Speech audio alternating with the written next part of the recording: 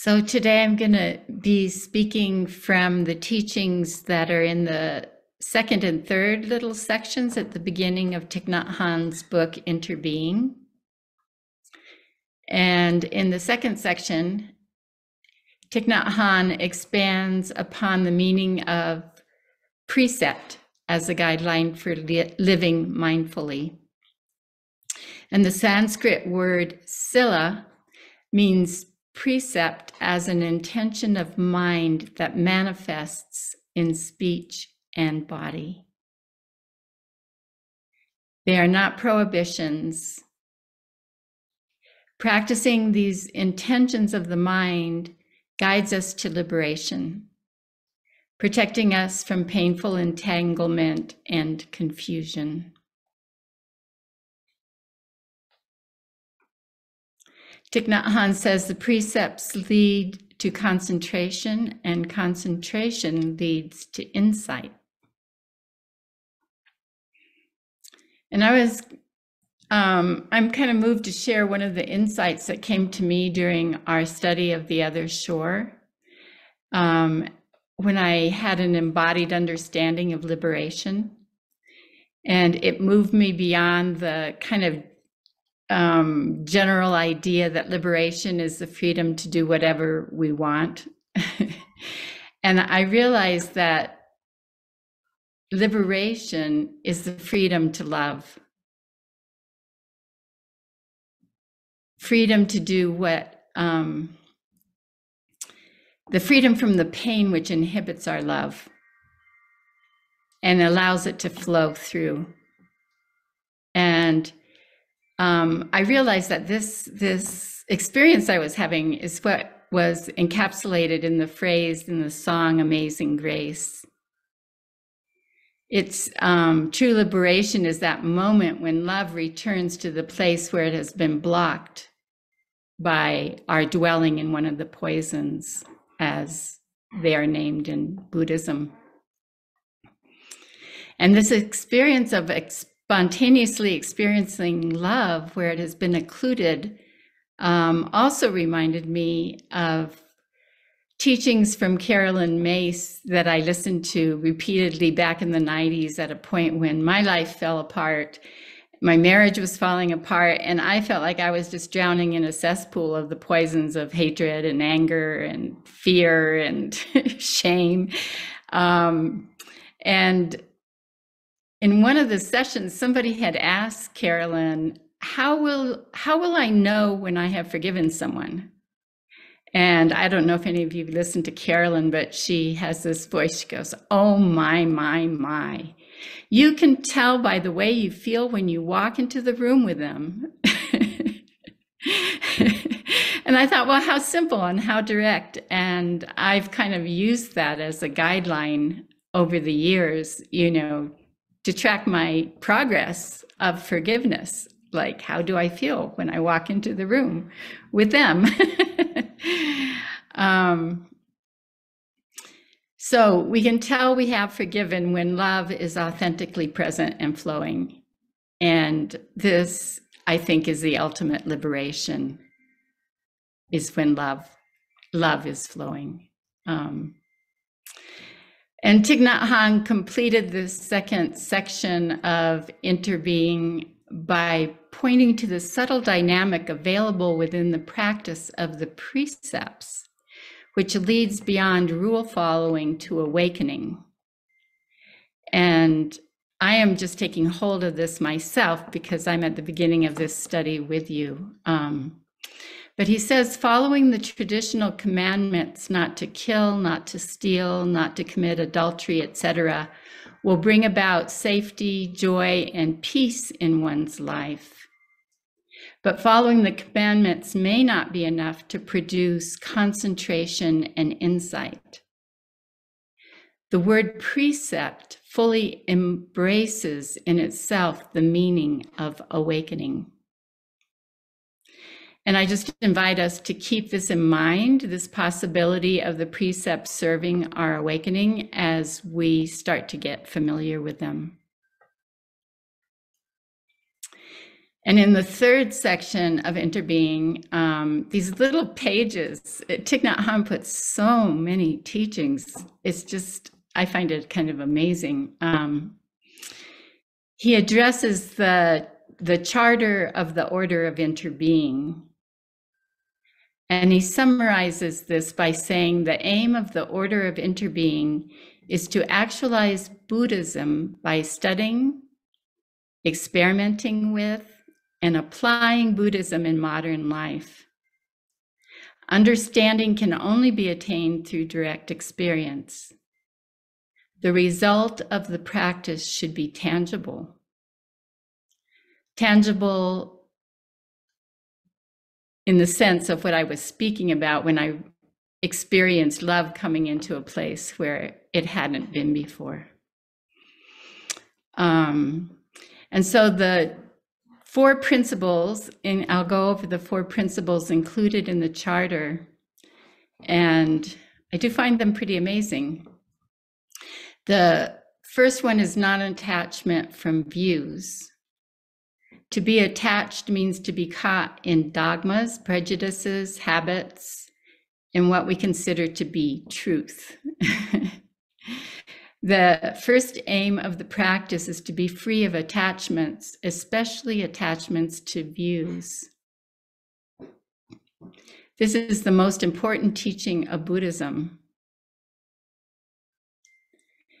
And in my looking at this principle, I was thinking about this non-attachment to views. Sounds like it's the way through being caught, not being caught by the polarization of dual reality, where attachment to an ideal of being right often attracts the opposite. And when I was just reading Richard Wright's book, Black Boy, he gave a very powerful example I thought I would share of this. He had grown up, in the segregated South and then moved to Chicago. And he discovered as a young man the Communist Party and joined it because he had never read a document that so expressed equality and what he felt was needed for everybody to live a good life. And yet the party it was based on Stalin's work. This was in the early 1900s, and it just took the same path of them starting to suspect if you're really on the path and putting people on trial. And there was a whole attachment to a right way of thinking that then undermined the whole beauty of the equality the document was actually expressing. And I was so taken by that. I really took some time to wonder at how do we not pull forward the opposite of what we're intending. And I think that Thich Nhat Hanh is really naming a way through this with this non-attachment of views. And the second one is direct experimentation. Buddhism emphasizes the direct experience of reality, not speculative philosophy. Direct practice realization, not intellectual research, brings about insight. Our own life is the instrument through which we experiment with truth. I found that really beautiful, that it is our own life that is the instrument through which we experiment with truth.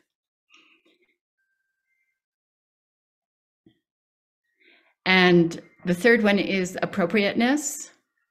A teaching in order to bring about understanding and compassion must reflect the needs of the people and the realities of society. To do this, it must meet 2 criteria. It must conform with the basic tenets of Buddhism, and it must be truly helpful and relevant. It is said that there are 84,000 Dharma doors through which we can enter Buddhism. For Buddhism to continue as a living source of wisdom and peace, even more doors should be opened, is what he says. And then the fourth principle is skillful means.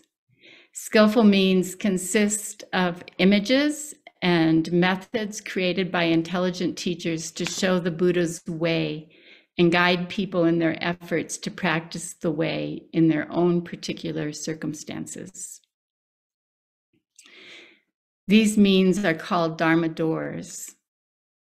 And so I was really reflecting on this idea of Dharma doors, you know, that there's many ways to receive the teaching and to experience it in an embodied form. And I realized that each of us has all these Dharma doors inside of us. I mean, I realized they were inside of me, and that some of them are open. And in those places, I receive the teaching and can experience it. But in other places, I have Dharma doors that are shut and I don't receive the teaching, and it just kind of bounces off and I don't get the direct experience yet. And yet, all these Dharma doors, you know, give us the possibility for continued growth. And I think there may be skillful means in our learning to open our Dharma doors, as well as having wonderful teachers that can help us. So then Thich Nhat Hanh goes on to say that the first two principles, the spirit of non-attachment from views and the spirit of direct experimentation, lead to open-mindedness and compassion. Open-mindedness and compassion in the realm of human relationships and in the realm of our perception of reality. There's just so much in these sentences that I just feel like we could come back to them over and over. He says the second two principles, the spirit of appropriateness and the spirit of skillful means, lead to a capacity to be creative and reconcile, both of which are necessary for the service of living beings.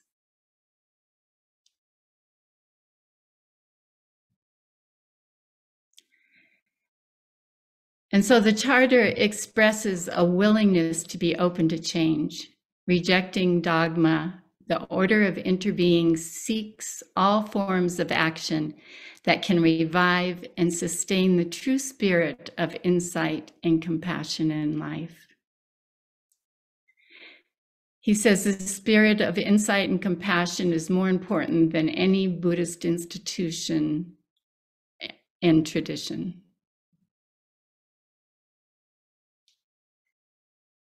And with the aspiration of a bodhisattva,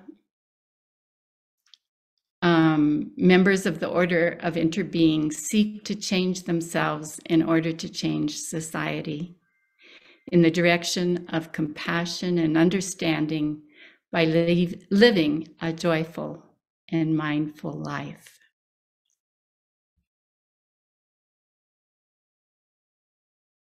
I will now share a poem by Cynthia West, and do a screen share of the image that accompanies her offering this week on Gaya Mandala.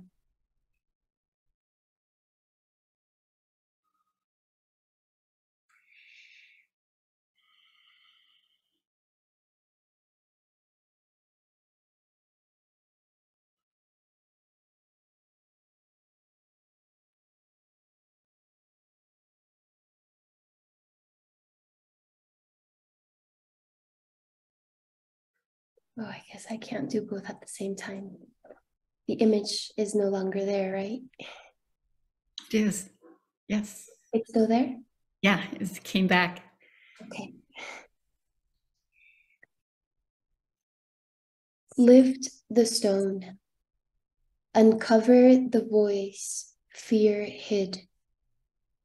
It is a vein in the body of the guardians protecting the earth. It is heard in the hidden cave where images are formed.